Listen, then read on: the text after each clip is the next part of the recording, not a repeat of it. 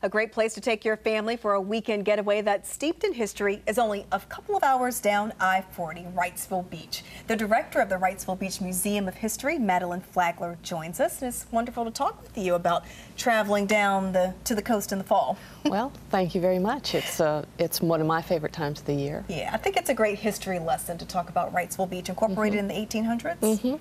It was incorporated in March of 1899, only to be swept almost off the map at the Great Storm of 1899 in August. Wow. So they rebuilt and used that as a great opportunity to do a lot of things, build new cottages as well as extend the railroad. And speaking of building, I understand a yacht club was the first structure? Yes, the date is 1854. I'm not sure that any of the original part of the structure is still there because of the storms we've had over the last 100 and some odd years. But it was the first structure there and is in its same spot.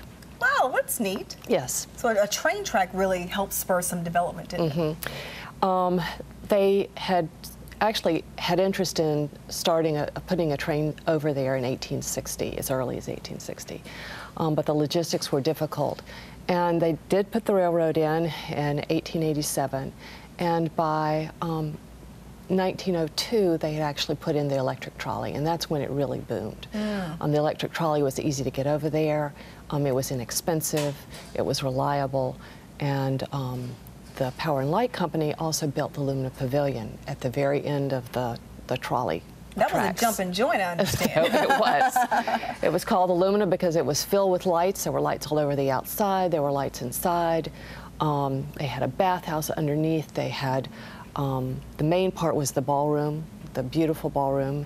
And then there were food pavilions and things around that. There was a bowling alley at one point. They had a movie screen in the surf so you could watch movies. And this really attracted a lot of big-time names, didn't it? It did. All the big band people have played there. Tommy Dorsey, all of the big band guys. Does it still stand? No, it does not. It was unfortunately torn down in 1973. Okay, and of course the beach is the treasure. It is. Wrightsville It is. It is. On the other hand, we do have the museum so that you can walk in. We have aerial shots of the beach from the 1920s through the 1980s. We have a 12-foot model of the beach the way it looked in 1910. So you can get a feel for what it used to look like. And despite many storms battering Wrightsville Beach, it's come back stronger each time. It has.